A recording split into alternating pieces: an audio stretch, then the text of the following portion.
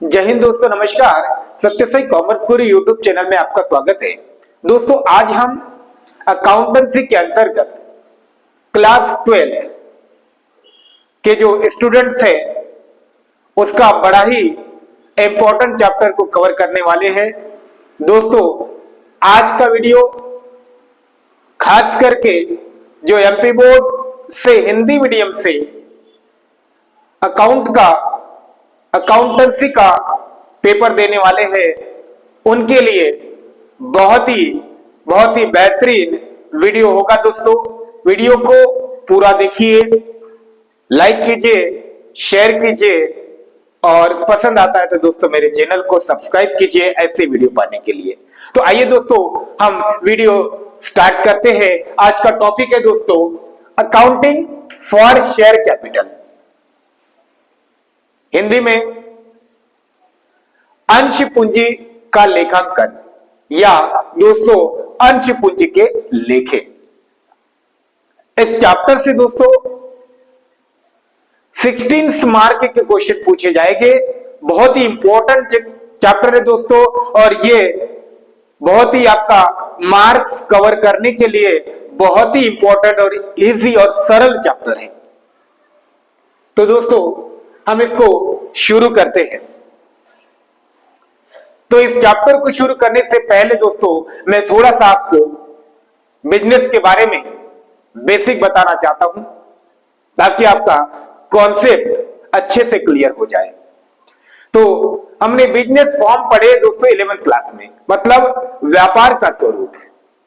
तो सबसे पहले व्यापार जो शुरू हुआ था एकल व्यापार से, सोल प्रोप्राइटरशिप से दोस्तों, जिसमें एक ही ऑनर होता है, वही डिसीजन लेता है और वो अपने अकॉर्डिंग बिजनेस को रन करता है दोस्तों। और जो भी बिजनेस में प्रॉफिट या लॉस होता है वो स्वयं ही उसको सहन करता है। लेकिन जब अधिक कैपिटल की रिक्वायरमेंट होती है, माने ज्यादा पूंजी की आवश्यकता होती है दोस्तों, और ज्यादा रिस्क होता है, अकेला व्यक्ति यदि मान के चलो वो बिजनेस नहीं ऑपरेट कर पाता, तो फिर दोस्तों व्यापार का जो सेकंड फॉर्म आया, दूसरा स्वरूप आया, उसको हमने बोला साझेदारी का व्यापार, पार्टनरशिप का बिजनेस। दोस्तों पार्टनरशिप में भी दोस्तों मिनिमम 2 पार्टनर और मैक्सिमम दोस्तों 50 पार्टनर्स हो सकते हैं अकॉर्डिंग टू कंपनी एक्ट 2013। मतलब कंपनी अधिनियम 2013 के अनुसार अधिकतम साझेदारों की संख्या 50 हो सकती है दोस्तों। मतलब यहां पे भी लिमिटेशन है, लेकिन हमें ऐसा बिजनेस चाहिए था जिसमें इन्वेस्ट करने वाले माने पैसा लगाने वाले जो भी सदस्य है, जो मेंबर्स है, उसकी कोई लिमिटेशन ना हो। तो हमें ऐसे बिजनेस की रिक्वायरमेंट थी दोस्तों। तो इसी बिजनेस की रिक्वायरमेंट को फुलफिल करने के लिए फिर एग्जिस्ट किया कंपनी का बिजनेस। मतलब दोस्तों जो सदस्यों की लिमिट थी, है ना, उस लिमिट को तोड़ने के लिए फिर हमने कंपनी का व्यवसाय शुरू किया दोस्तों।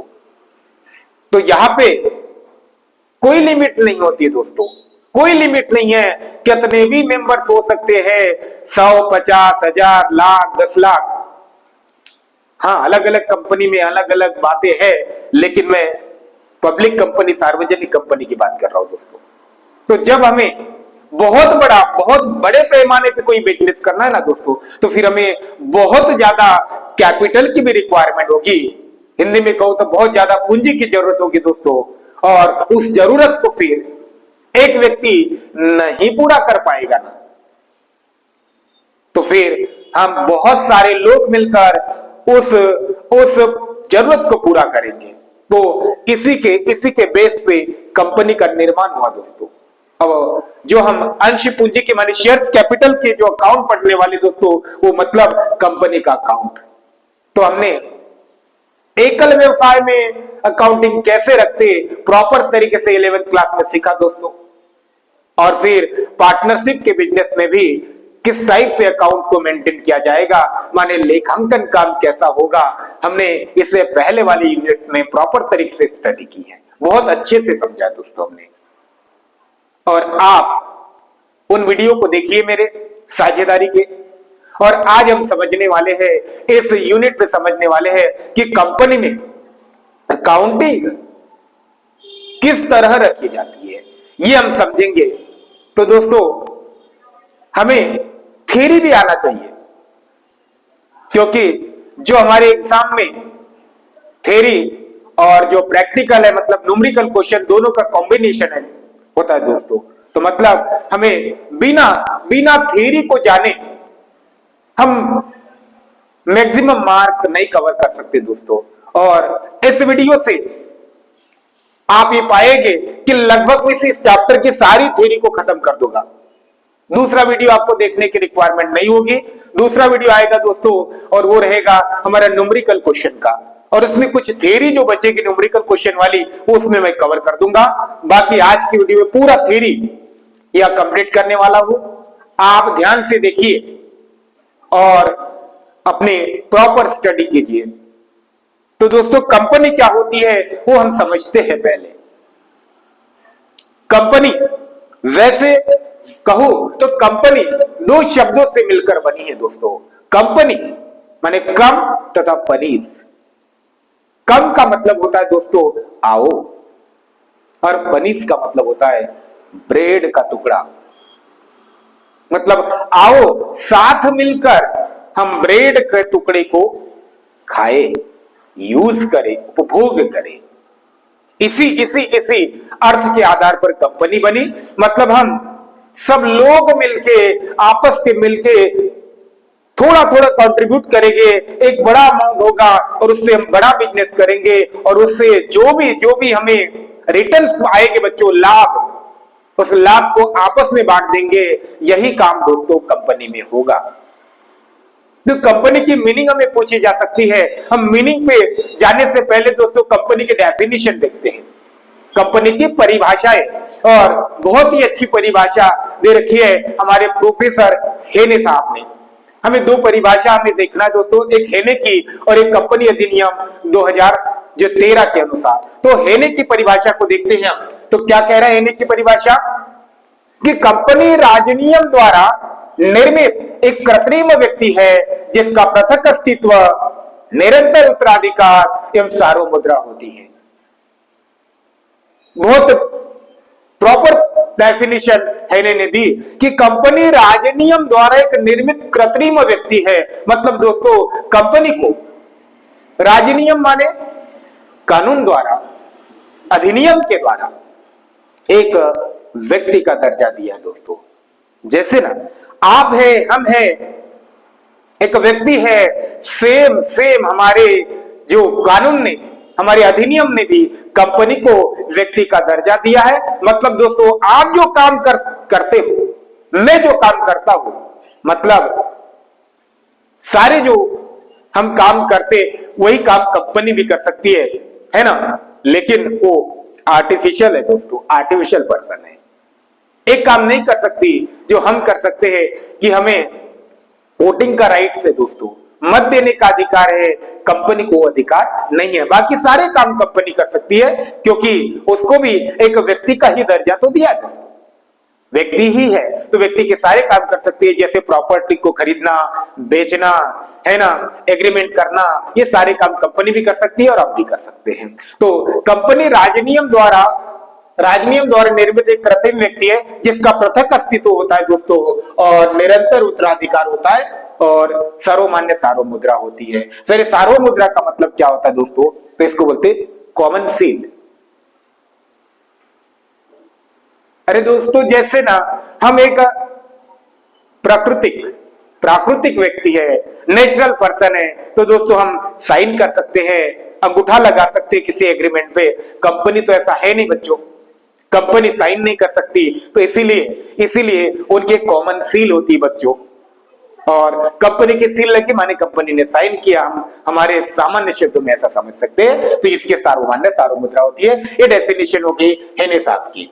माने कंपनी राजनियम द्वारा निर्मित कृत्रिम व्यक्ति है जिसका पृथक अस्तित्व एवं निरंतर उत्तराधिकार होता है दोस्तों, तथा जिसकी सर्वमान्य सार्वमुद्रा होती है। अब दूसरी डेफिनेशन आप देख लेना, कंपनी अधिनियम 2013 की धारा 2 की उपधारा 20 के अनुसार। ये भी आसान है। उन्होंने कहा कि एक कंपनी जिसका समामेलन कंपनी अधिनियम 2013, मतलब कि हमने ऐसी कंपनी अभी जो नई है 2013 के बाद वाली, तो उसका समामेलन किसके तहत होगा, रजिस्ट्रेशन किसके तहत होगा दोस्तों, तो कंपनी अधिनियम 2013। या फिर उससे पहले की कंपनियां होगी तो उससे पहले हमारे स्वतंत्र भारत में कंपनी अधिनियम आया था 1956।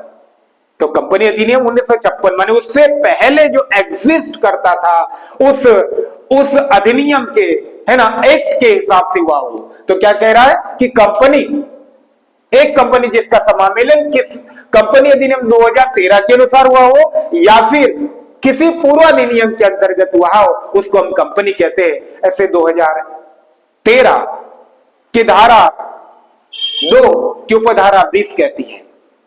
अब आइए हम कंपनी का अर्थ समझते हैं। तो दोस्तों ये तो परिभाषा हो गई। अब हमें यदि आएगा कंपनी का अर्थ लिखिए, कंपनी किसे कहते हैं, कंपनी से क्या आशय है, तो दोस्तों हमें लिखना पड़ेगा कि सामान्यतः कंपनी व्यक्तियों का स्वैच्छिक या ऐच्छिक संघ है। संघ माने यूनिट, क्या बोलेंगे, यूनियन दोस्तों। कंपनी प्रायः कंपनी व्यक्तियों का एक स्वैच्छिक संघ है और जिसका वैधानिक दृष्टि से कंपनी दोस्तों एक कृत्रिम व्यक्ति है। वैधानिक दृष्टि से कंपनी कृत्रिम व्यक्ति है जिसका पृथक अस्तित्व होता है, जिसका पृथक माने अपने सदस्यों से पृथक अस्तित्व होता है तथा जिसकी सदस्यों की जो दोस्तों जिसके सदस्यों का दायित्व प्रायः सीमित होता है, जिसकी सर्वमान्य सार्वमुद्रा होती है तथा पूंजी छोटे छोटे भागों में विभाजित होती है दोस्तों, मतलब कैपिटल छोटे छोटे भागों में विभाजित होती है, उसे हम कंपनी कहते हैं। तो कंपनी किसे कहते हैं, तो क्या बोलेंगे, प्रायः कंपनी व्यक्तियों का एक ऐच्छिक एवं वैधानिक संघ होता है।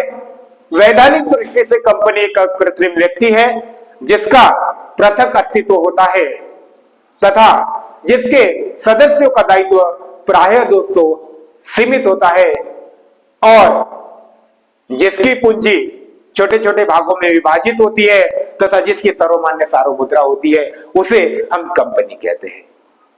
तो ध्यान से रिपीट कीजिएगा, वीडियो को पॉज कीजिए और ये जो इसका मीनिंग है वो ध्यान से लिख लीजिए, नोट बनाते चलिए दोस्तों, यदि आपको पूरे में से पूरे मार्क कवर करना है तो। फिर से मैं रिपीट नहीं करता हूं, आगे चलते दोस्तों हम कि कंपनी, हमने बोला कि कंपनी की पूंजी छोटे छोटे भागों में विभाजित होती है। इसका मतलब दोस्तों हम अब पढ़ने वाले अंश को हम कहेंगे शेयर। तो अंश क्या होता है समझो। अंश का मतलब, अरे बदमाश, अंश का मतलब टुकड़ा, हिस्सा, भाग, पार्ट। यदि हमने मान के चलो दोस्तों एक रोटी है और रोटी का एक टुकड़ा अलग किया तो रोटी का अंश कहलाएगा। तो बोलेंगे अंश क्या है, तो देखिए अंश की डेफिनेशन, मतलब अंश की मीनिंग। कंपनी को अधिक मात्रा में पूंजी की आवश्यकता होती है, अतः सुविधा के लिए कंपनी की पूंजी को छोटे छोटे भागों में विभाजित कर दिया जाता है और इस पूंजी के छोटे भाग को ही दोस्तों हम अंश या शेयर कहते हैं। कंपनी को अधिक मात्रा में पूंजी की आवश्यकता होती है, सुविधा के लिए कंपनी की पूंजी को छोटे छोटे भागों में विभाजित कर दिया जाता है, उस छोटे भाग को ही अंश कहते हैं। आइए दोस्तों हम देखते हैं कि फिर अंश कितने प्रकार के होते हैं, एग्जाम में क्वेश्चन आएगा। तो देखो दोस्तों, अंश, कोई भी कंपनी दो प्रकार के अंश को निर्गमित कर सकती है। मतलब दोस्तों एक है आपका समता अंश जिसको साधारण अंश कहते हैं, माने इक्विटी शेयर दोस्तों, और दूसरा है पूर्वाधिकार अंश। पूर्वाधिकार अंश। तो बोलेंगे अंश कितने प्रकार के होते हैं, तो हमारा आंसर होगा कि अंश दो प्रकार के होते हैं। कोई भी कंपनी दो प्रकार के अंश का निर्गमन कर सकती है। पहला है समता या साधारण अंश माने इक्विटी शेयर, और दूसरा पूर्वाधिकार अंश मतलब प्रेफरेंस शेयर। तो क्या होते हैं दोस्तों साधारण अंश या समता अंश, इसको भी समझते हैं। तो समता अंश या साधारण अंश से आशय ऐसे अंशों से है, ऐसे अंशों से है जिनके धारकों की जोखिम उठाने की क्षमता सबसे अधिक होती है, जोखिम उठाने की क्षमता सबसे अधिक होती है, तथा जिन्हें प्रत्येक प्रस्ताव पर मत देने का अधिकार होता है, एवं लाभांश तथा कंपनी के समापन पर पूंजी की वापसी सबसे अंत में होती है, सबसे अंत में होती है। और जो कंपनी के वास्तविक मालिक या स्वामी होते हैं, ऐसे ऐसे अंशों को कहते हैं हम समता अंश। मतलब फिर से समता अंशों से आशय ऐसे अंशों से है जिनके धारकों की जोखिम उठाने की क्षमता सबसे अधिक होती है, तथा जिन्हें प्रत्येक प्रस्ताव पर मत देने का अधिकार होता है, एवं लाभांश तथा कंपनी के समापन पर पूंजी की वापसी सबसे अंत में होती है दोस्तों। और जो कंपनी के वास्तविक मालिक होते हैं उन्हें समता अंश कहते हैं। अब देखेंगे पूर्वाधिकार अंश क्या होते हैं, प्रेफरेंस शेयर क्या है। तो सर नाम में ही तो हमें बता रहे हैं कि पूर्वाधिकार पहले अधिकार है इनको। किससे पहले, तो सर ये समता अंशों से पहले यदि अधिकार होगा, काय का अधिकार, तो सर लाभांश डिविडेंड लेने का, और दूसरा कंपनी के समापन पर पूंजी की वापसी लेने का अधिकार किससे पहले होगा, समता अंशधारियों से। तो आइए हम इसके डेफिनेशन समझते हैं, इसका अर्थ समझते हैं।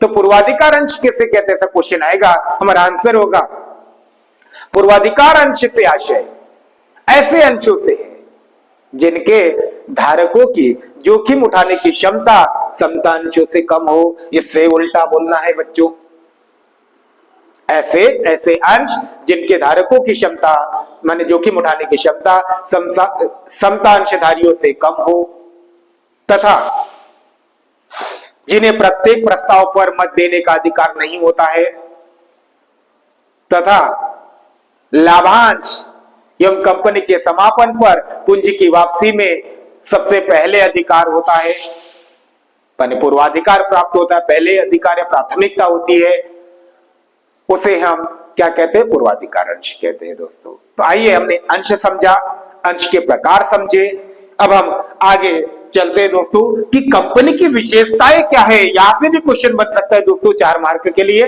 तो हेने के परिभाषा में बहुत सारे वर्ड यूज हुए, उसी वर्ड से हम कंपनी की परिभाषा के आधार पर उसकी विशेषता समझेंगे। पहली विशेषता है दोस्तों कंपनी की विशेषता मीन्स कैरेक्टरिस्टिक्स। तो पहली है विधान द्वारा निर्मित, विधान द्वारा निर्मित दोस्तों। तो क्या लिखेंगे इसमें, विधान द्वारा निर्मित का मतलब होता है कंपनी का जो निर्माण है, कंपनी का जन्म है, कंपनी अधिनियम के द्वारा होता है, तथा समापन भी कंपनी अधिनियम के द्वारा ही होता है। तो ये पहली विशेषता है विधान द्वारा निर्मित या राजनियम द्वारा निर्मित। इसमें लिखना है कि कंपनी का जन्म या समामेलन कंपनी अधिनियम के द्वारा होता है और उसका समापन भी कंपनी अधिनियम के द्वारा ही मतलब विधान के द्वारा ही होता है। दूसरा, यही से दोस्तों ये कृत्रिम व्यक्ति, कैसा व्यक्ति है दोस्तों, कृत्रिम। कृत्रिम व्यक्ति का मतलब दोस्तों आर्टिफिशियल पर्सन।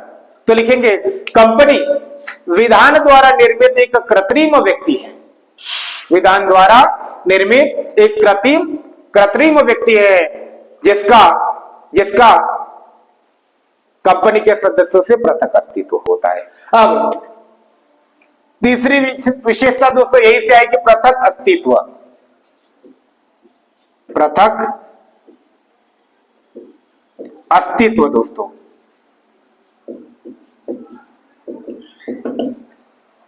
तो कंपनी का अस्तित्व उसके सदस्यों से अलग होता है और पृथक अस्तित्व या अलग अस्तित्व के कारण ही कंपनी किसी पक्ष पर वाद प्रस्तुत कर सकती है और कोई पक्षकार, कोई व्यक्ति कंपनी पर वाद प्रस्तुत कर सकता है। वाद प्रस्तुत माने दोस्तों केस दायर कर सकता है।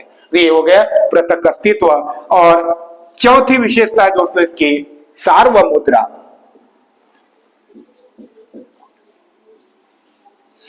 सार्वमुद्रा तो बोलेंगे कंपनी की सर्वमान्य सार्वमुद्रा होती है, मतलब कॉमन सील, और जिसे लगाकर किया गया कोई भी कार्य दोस्तों कंपनी द्वारा किया गया माना जाता है। तो ये कंपनी की चौथी विशेषता हो गई। और पांचवी विशेषता इसी में आगे दोस्तों निरंतर उत्तराधिकार।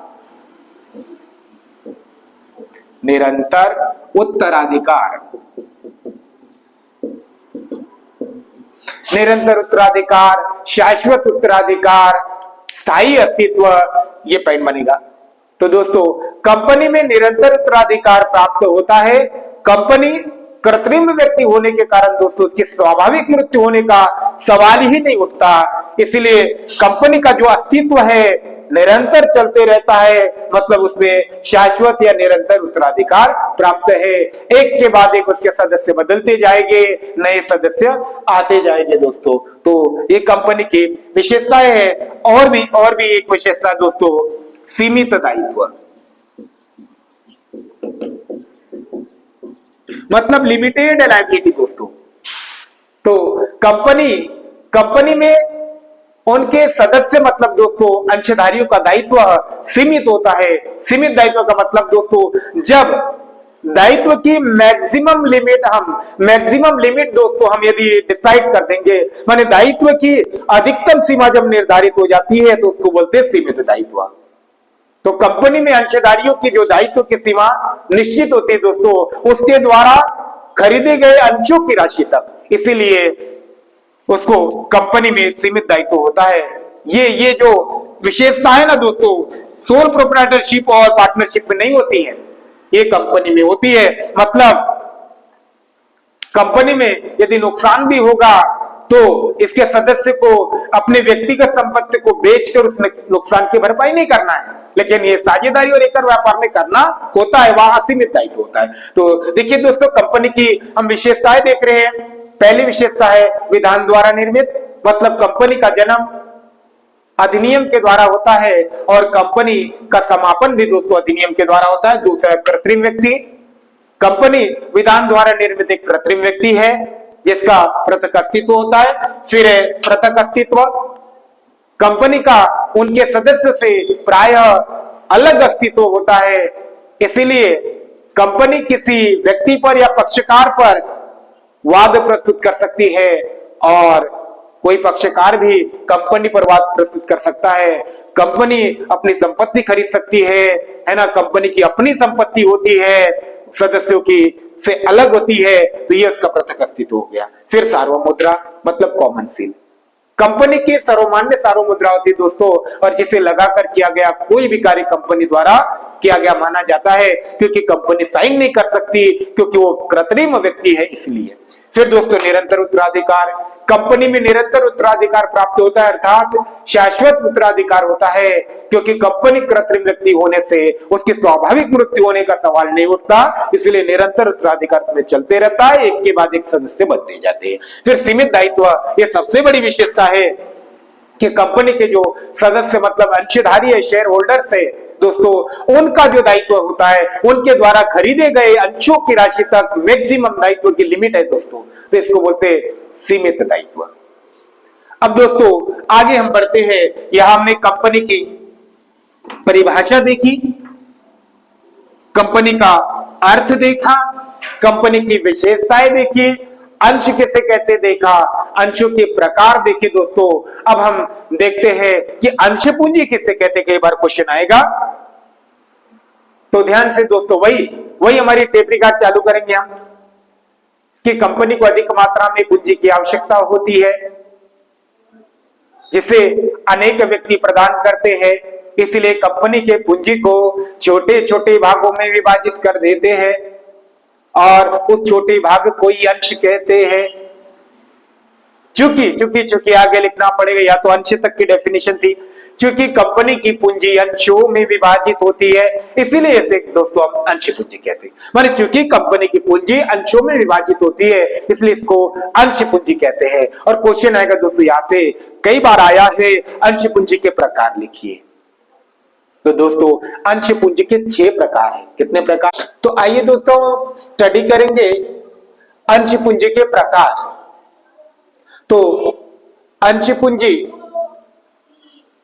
के 6 प्रकार की होती है।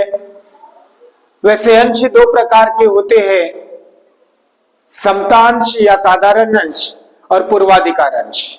वैसे बच्चों अंश पूंजी 6 प्रकार की होगी। पहला प्रकार है इसका अधिकृत पूंजी, जिसको बोलते हैं ऑथराइज्ड कैपिटल।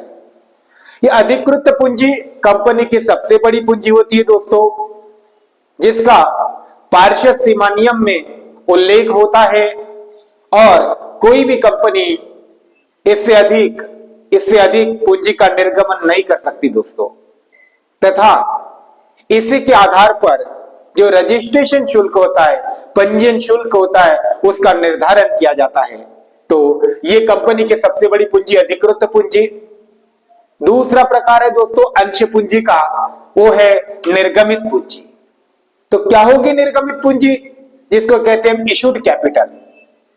तो ये अधिकृत पूंजी का वह भाग निर्गमित पूंजी कहलाता है जो जनता को बेचने के लिए कंपनी ने रखा है।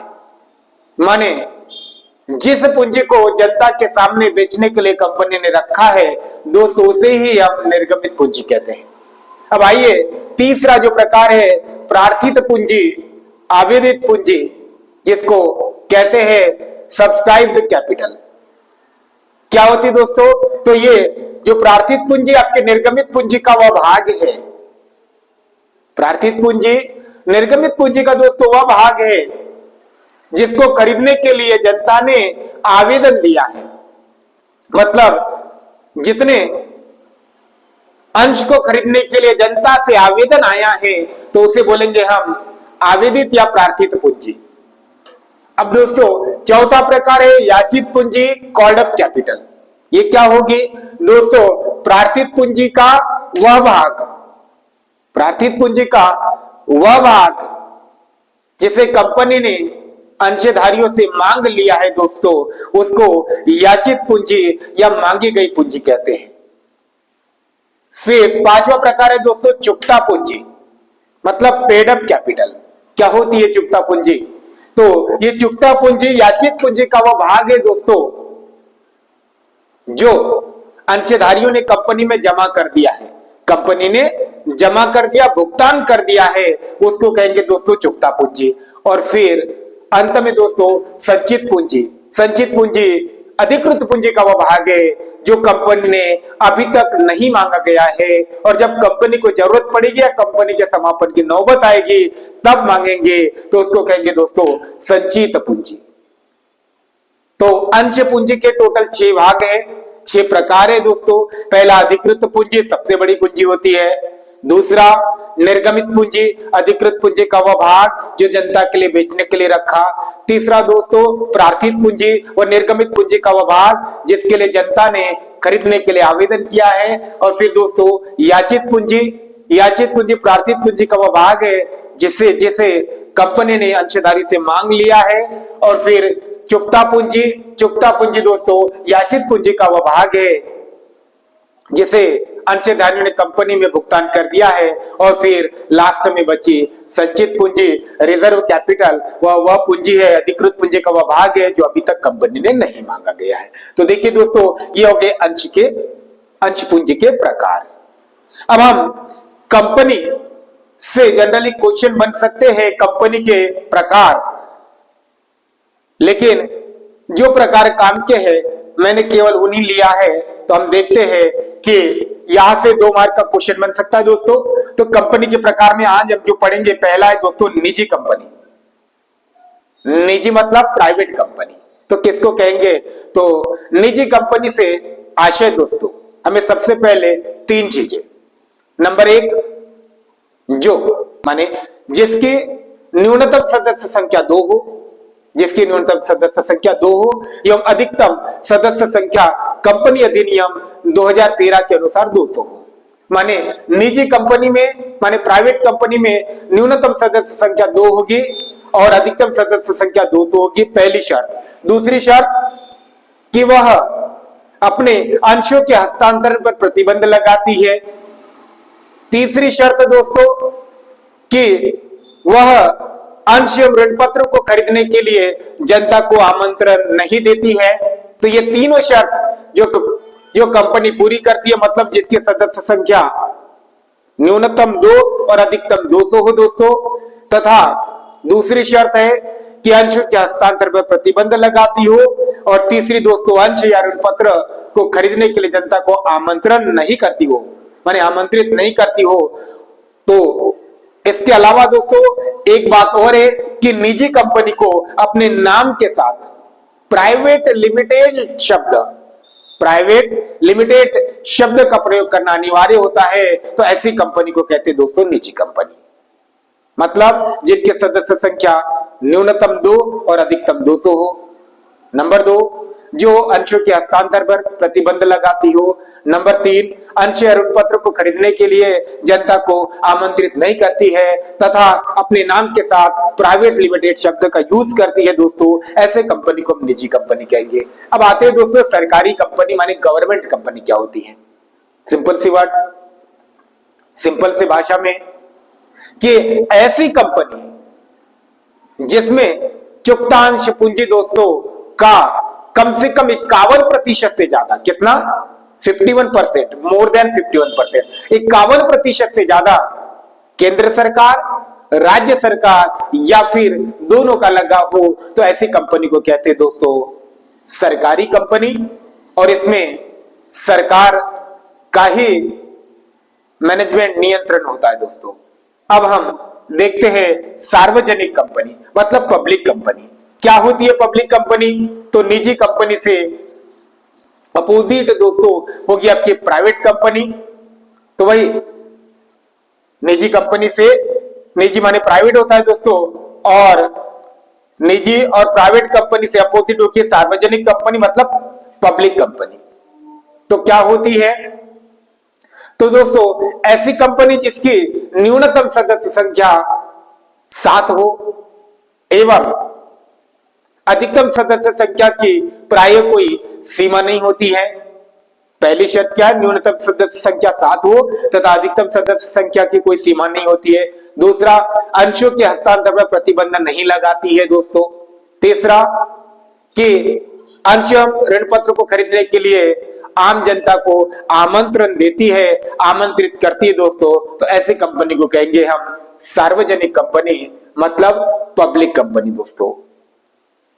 आपके निजी कंपनी में क्या है कि अंशों के हस्तांतरण पर प्रतिबंध है, ऋण पत्र या अंशों को खरीदने के लिए जनता को आमंत्रण नहीं दे सकती, लेकिन यहाँ पे ना प्रतिबंध है, ये आमंत्रित करती है। और इसमें मैक्सिमम जो मेंबर्स है माने अधिकतम सदस्यों की संख्या का कोई सीमा नहीं है दोस्तों। ऐसी कंपनी होती है सार्वजनिक कंपनी। अब हम देखेंगे दोस्तों सूत्रधारी कंपनी, होल्डिंग कंपनी क्या होती है। तो बहुत ही आसान है कि ऐसी कंपनी जिसने किसी दूसरे कंपनी से आधे से ज्यादा अंश खरीद लिए हो, तो उस कंपनी को कहते हैं सूत्रधारी कंपनी। मतलब ऐसी कंपनी जिस कंपनी ने किसी दूसरे कंपनी के आधे से ज्यादा अंश खरीद लिए हो दोस्तों, शेयर परचेस कर लिए हो, तो उसको बोलेंगे होल्डिंग मतलब सूत्रधारी कंपनी। अब हम सहायक कंपनी के बारे में देखते हैं, सब्सिडायरी कंपनी क्या होती है। तो सिंपल मतलब जो सूत्रधारी कंपनी ने माने जो होल्डिंग कंपनी जो है, सूत्रधारी कंपनी ने जिस कंपनी के आधे से ज्यादा अंश खरीद लिए हैं, तो वह कंपनी सहायक कंपनी कहलाती है। सूत्रधारी कंपनी की वह कंपनी सहायक कंपनी कहलाती है। तो दोस्तों हमने अभी अंशों के प्रकार देखे, अंश पूंजी के प्रकार देखे। अब हमने जो कंपनी जो है दोस्तों उसके भी प्रकार देखे। अब हमें दोस्तों और भी कुछ थ्योरी बचती है, उसको हमें देखना है जैसे कि अल्प अभिदान क्या होता है दोस्तों। अल्प अभिदान मतलब अंडर सब्सक्रिप्शन। यहां से 2 मार्क का क्वेश्चन बन सकता है। तो अल्प अभिदान का मतलब है दोस्तों कि जब भी कंपनी में निर्गमित अंशों से कम अंशों के लिए आवेदन प्राप्त होते हैं, जब कंपनी में निर्गमित अंशों से कम अंशों के लिए आवेदन प्राप्त होते हैं तो ऐसी स्थिति को हम अल्प अभिदान कहते हैं दोस्तों। प्रायः ऐसा नई कंपनी या कम ख्याति प्राप्त कंपनी के साथ हो सकता है। फिर से एक बार कि जब जब कंपनी में निर्गमित अंशों से कम अंशों के लिए आवेदन प्राप्त होते हैं तो ऐसी स्थिति को हम कहते हैं अल्प अभिदान, और प्राय ऐसा नई कंपनी या कम ख्याति प्राप्त कंपनी के साथ हो सकता है दोस्तों। अब हम देखते हैं कि अति अभिदान क्या होता है। यहां से भी क्वेश्चन आ सकता है, ओवर सब्सक्रिप्शन। तो दोस्तों अति अभिदान अल्प अभिदान से या न्यून अभिदान से दोस्तों उल्टा होगा। मतलब जब कंपनी में निर्गमित अंशों से अधिक अंशों के लिए आवेदन प्राप्त होते हैं, जब कंपनी में निर्गमित अंशों से अधिक अंशों को खरीदने के लिए आवेदन प्राप्त होते हैं तो ऐसी स्थिति को कहते हैं दोस्तों हम अति अभिदान, ओवर सब्सक्रिप्शन। और ऐसा प्रायः पुरानी या दोस्तों अधिक ख्याति प्राप्त या मशहूर कंपनी के साथ होता है दोस्तों। अब हम और भी एक है क्वेश्चन बनेगा कि दोस्तों अंशहरण क्या है। शेयर फॉरफीचर, अंशहरण क्या होता है। तो दोस्तों हमने सीताहरण सुना, अब हम देखते कंपनी में अंशहरण। हरण का मतलब क्या दोस्तों। हरण का मतलब है सिंपल सी भाषा में जब्त कर लेना, जब्त कर लेना। तो अंशहरण किसे कहेंगे।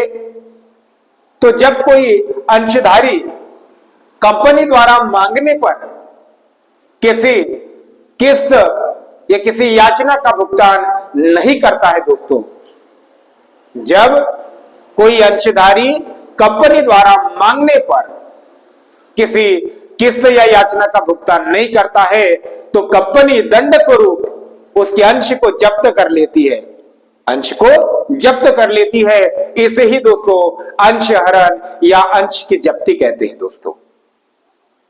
तो फिर अंशहरण का परिणाम क्या होगा।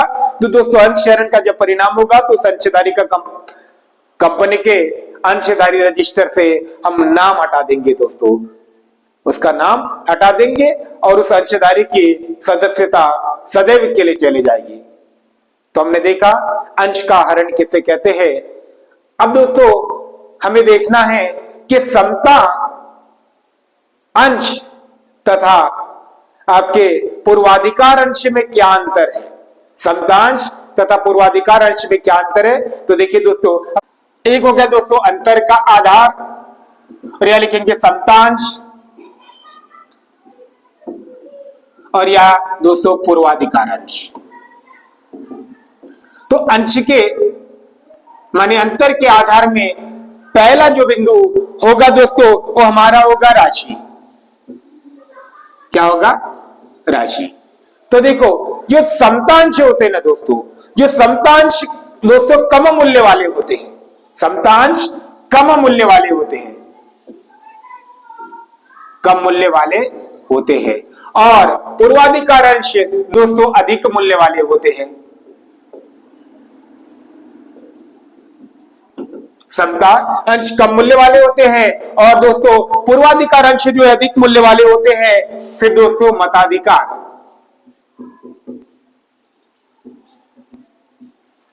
तो दोस्तों समता अंशधारियों को प्रत्येक प्रस्ताव पर मत देने का अधिकार होता है और पूर्वाधिकार अंशधारी को प्रत्येक प्रस्ताव पर मत देने का अधिकार नहीं होता है। वो विशेष परिस्थिति में ही दोस्तों मत दे सकते हैं। और तीसरा है दोस्तों लाभांश की दर, लाभांश की दर दोस्तों। तो समता अंशों पर लाभांश की दर दोस्तों निश्चित नहीं होती है, बदलती रहती है, और पूर्वाधिकार अंशों पर लाभांश की दर क्या होती है दोस्तों, निश्चित होती है। फिर दोस्तों हम लिखेंगे 4 जोखिम माने रिस्क। तो समता अंशों में जोखिम अधिक होती है और पूर्वाधिकार अंशों में जोखिम कम होती है। और दोस्तों लाभांश में प्राथमिकता, लाभांश में प्राथमिकता,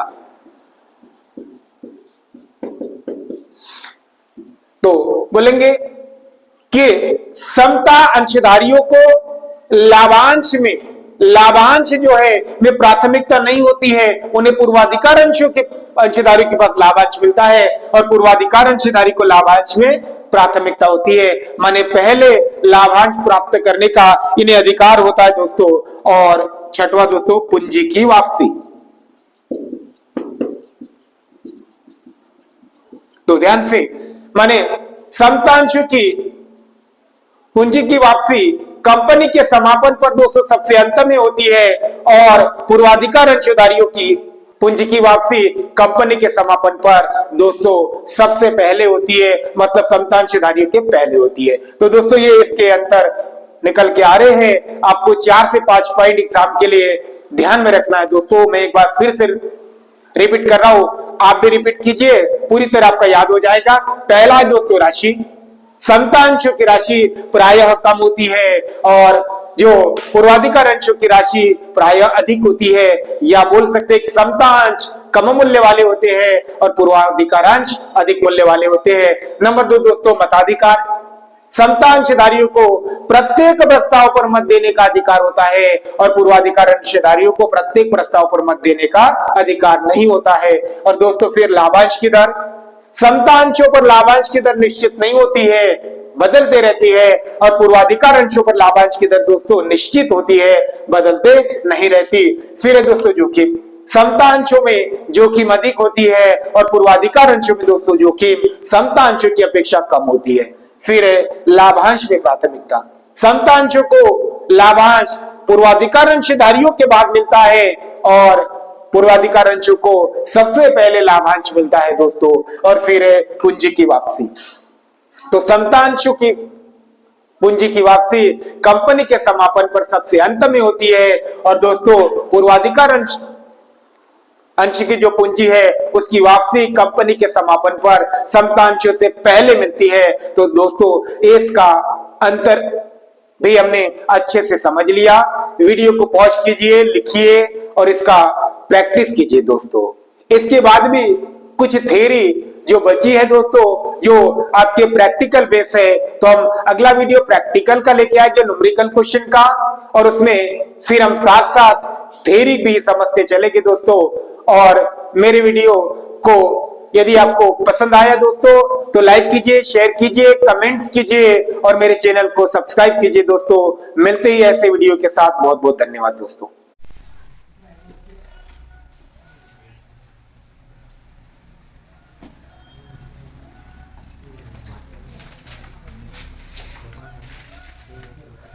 तो बच्चों आज का जो टॉपिक आपको अच्छे से समझ में आ गया है। घर में आपको जाके प्रैक्टिस करना है बच्चों, और यदि समझ में ना आए तो इस वीडियो को ध्यान से एक बार देखिएगा। वीडियो देखने के लिए और क्लास में आने के लिए आपका बहुत बहुत धन्यवाद दोस्तों।